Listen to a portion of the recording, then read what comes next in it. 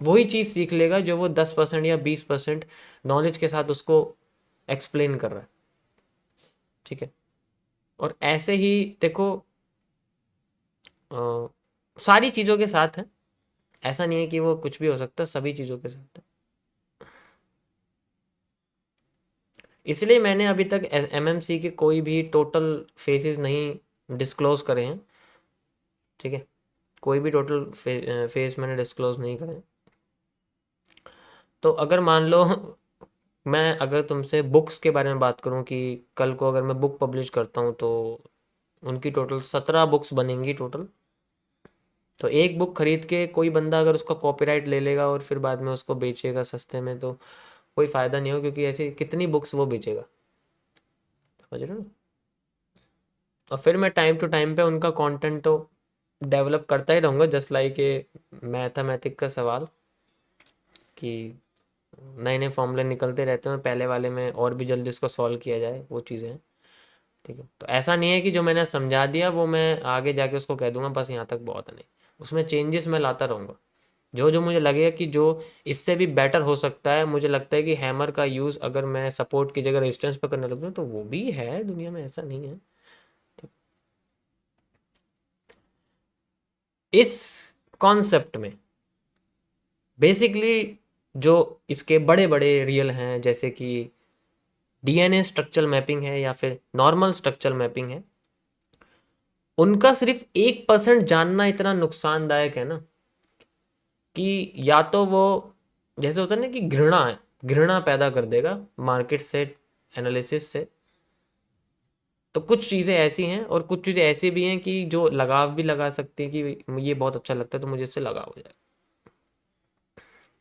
समझ रहे हो ना मैं क्या कह रहा हूँ?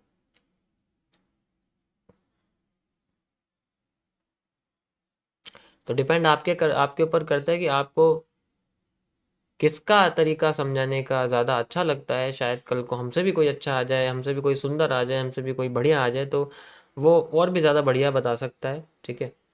तो ऐसा नहीं है कि मैं आज यहाँ हूँ तो मैं परमानेंट ही रहूँगा, ऐसा कुछ नहीं है। ठीक है। कोई एक जैसा नहीं रहता कभी भी, लेकिन लोग बदल जाते हैं। मैं चाहता हूँ कि कॉन्सेप्ट ना बदले, क्रिएटर नहीं बदलना चाहिए, डिस्ट्रीब्यूटर बेशक बदल जाए।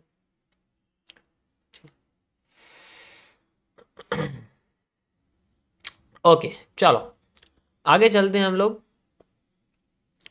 1 मिनट के टाइम फ्रेम पे आते हैं and we have a normal way of understanding the market. अच्छा, आज मैं आप सबको उस सवाल का आंसर देने वाला हूँ जो मेरे से अधिकतर लोग पूछते हैं कि 5 मिनट में क्यों नहीं करते, सभी लोग 5 मिनट में ट्रेडिंग करते हैं, 5 मिनट में मार्केट देखते हैं। ठीक है। आज मैं आपको एहसास दिलाऊंगा कि 5 मिनट में देखने में क्या होता है।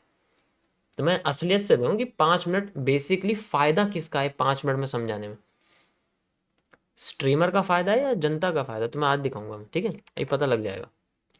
5 मिनट्स का टाइम फ्रेम है मेरे पास आज स्पेशली, और मैं यहाँ पर ओके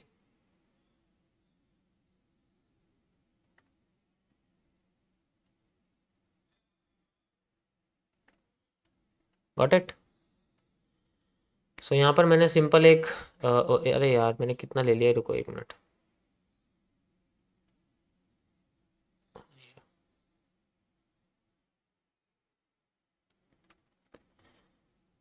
मैं यूज़ कर रहा हूँ BTC USD TVC क्रिप्टो। ठीक है।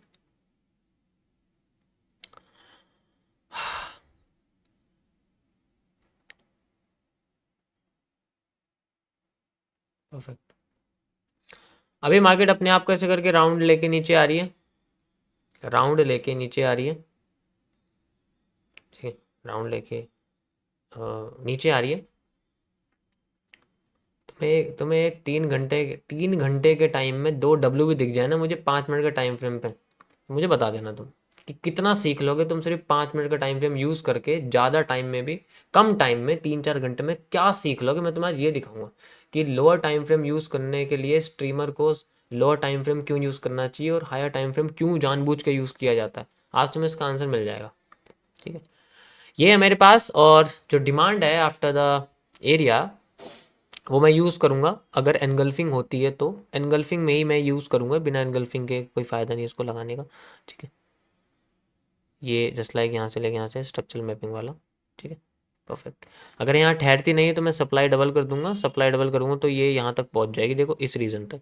ओके, इस रीजन तक पहुँच जाएगी अगर मैं सप्लाई डबल कर दूंगा तो।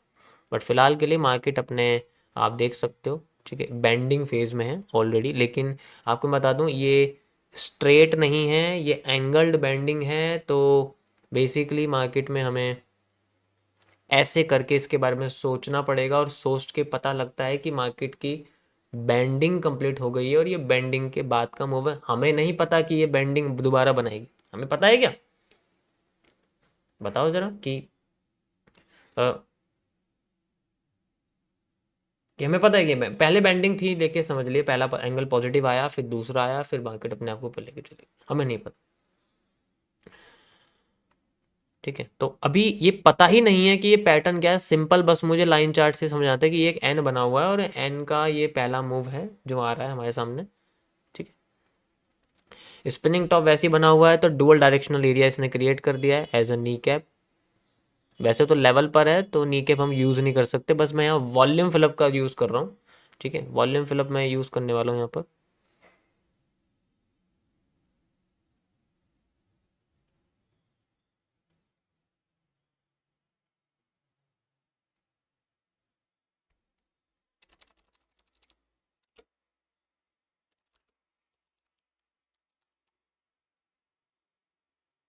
Got it.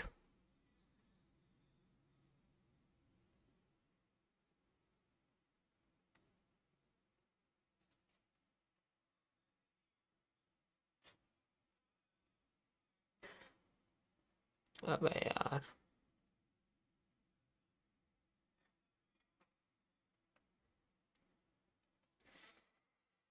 तो ये हमारे पास वॉल्यूम फिल्ड एक area, this is the reversal area, जिसे आप लोग मिनी रिवर्सल एरिया भी कह सकते हो। ज़्यादा कुछ फ़र्क नहीं है इसके अंदर।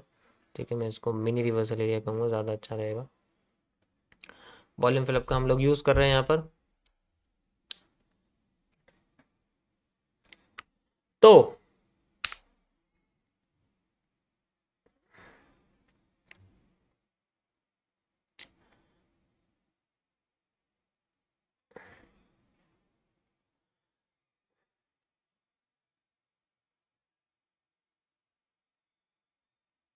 कोई बात नहीं, थोड़ा आंसर मिलेगा आज कि तुम 5-5 मिनट में, ठीक है, 5 मिनट में क्या फ़र्क होता है और 1 मिनट में क्या फ़र्क होता है।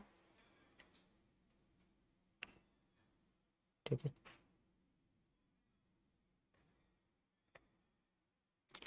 Let's see the patience of the market. क्या हमारे अंदर इतना पेशेंस है कि हम इसको यूज़ कर सकते हैं? This is a resistance area. अगर मार्केट अपने आप को यहाँ से किसी भी तरीके से रिवर्स करने की कोशिश करती है तो we can consider it as a S R interchange. S R interchange हम इसको बोलेंगे। ठीक है, अब ये बना नहीं है, जब तक ये नहीं बनेगा, पर मैं इसका लेवल यहाँ लगा देता हूँ क्योंकि एक बार यहाँ पर सूप वगैरह बने हैं, बट वैसा कोई एरिया नहीं है। एस आर इंटरचेंज हम इसको कहेंगे।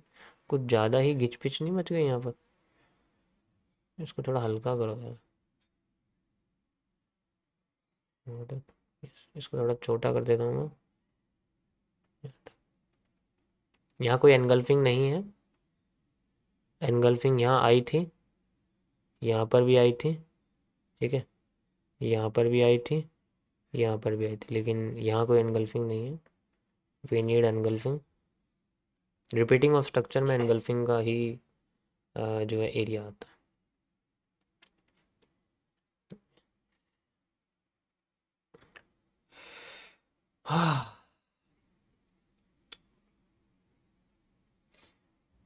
ठीक है,